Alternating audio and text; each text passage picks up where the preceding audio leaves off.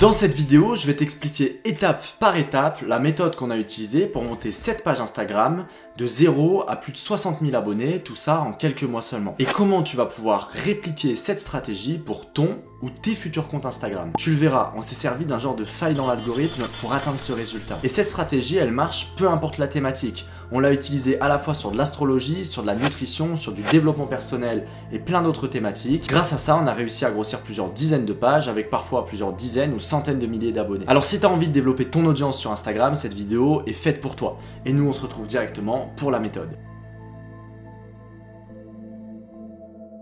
Avant tout, l'élément le plus important, ça va être de comprendre l'objectif. Parce que grossir un compte Instagram pour dire de grossir un compte Instagram, ça sert pas à grand chose. Il va falloir qu'on comprenne qu'est-ce que tu attends de ton compte Instagram. Est-ce que c'est pour faire des ventes? Est-ce que c'est pour développer ton business? Est-ce que c'est pour avoir plus de visibilité? Est-ce que c'est simplement pour avoir plus d'influence, pour devenir influenceur ou peu importe? La principale caractéristique, le premier élément de cette méthodologie, ça va être de comprendre ton objectif parce que ça va te permettre de tenir bien plus simplement derrière et surtout de savoir vers quoi s'orienter.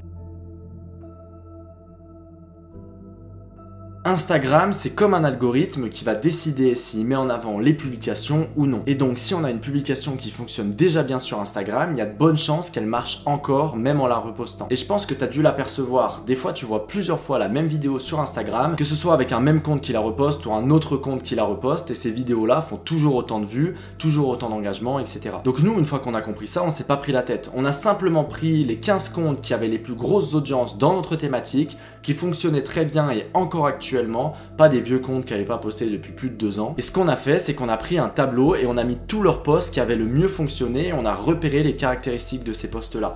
Est-ce qu'ils parlaient de tel ou tel sujet? Parfois, on avait des posts qui revenaient sur différents comptes, donc 2 comptes différents postaient le même post, mais ils fonctionnaient tout aussi bien, etc. Et ce qui est ultra impressionnant, c'est qu'on se rend compte très vite que c'est toujours le même type de contenu qui fonctionne.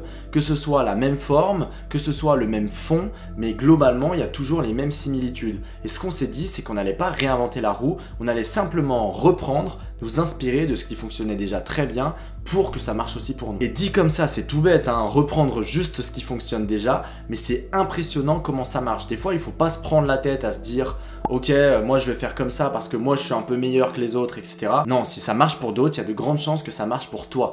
Bien évidemment, il faut pas copier le contenu tel quel, mais s'inspirer de ce qui fonctionne pour le reproduire à son tour. Donc on a un début avec une stratégie de contenu et on comprend rapidement qu'est-ce qu'il faut qu'on aille faire. Pourtant, c'est pas pour ça que ça va fonctionner. Parce qu'il y a plein de personnes qui reprennent du contenu ou alors qui s'inspirent, pourtant leur compte ne décolle jamais. Ce que tu dois comprendre, c'est qu'en moyenne, bien évidemment ça dépend des comptes, mais Instagram va montrer ton contenu à 50% de personnes qui te suivent déjà et à 50% de personnes qui ne te suivent pas encore. Donc il y aura toujours une partie qui ne te suit pas encore qui va pouvoir découvrir ton contenu. Pourquoi je te dis ça? Parce que pour faire exploser un compte, tu vas devoir atteindre quelque chose que j'ai beaucoup répété sur cette chaîne YouTube, le point de croissance organique. Imaginons que ton post est montré à 1000 personnes, donc 500 personnes qui te suivent et 500 personnes qui ne te suivent pas, bah ton but c'est que ton post va être montré peut-être à 10 000 personnes, 5000 personnes qui te suivent et 5000 personnes qui ne te suivent pas. Donc si tu as un contenu qui fonctionne déjà bien, ton seul but ça va être d'augmenter ton nombre d'abonnés parce qu'en augmentant ton nombre d'abonnés, ça va permettre à beaucoup plus de personnes en dehors de ta page de te découvrir et donc de te suivre par la suite et ça va être comme une boule de neige où ça va grossir de plus en plus vite. Et le plus dur au début, ça va être la première courbe parce que vu qu'on a peu de personnes qui nous suivent, il y a peu de personnes externes qui vont voir notre compte et donc ça va être beaucoup plus difficile d'aller percer avec ce contenu là. Ce que j'ai remarqué avec nos pages et avec tous nos tests, c'est qu'il fallait atteindre globalement 2 à 3 000 abonnés avant que le contenu prenne vraiment. Et le truc le plus simple pour atteindre ces 2 à 3 000 abonnés, une fois que tu as un contenu qui marche bien évidemment, ça va être de booster ta page avec toutes les autres pages externes.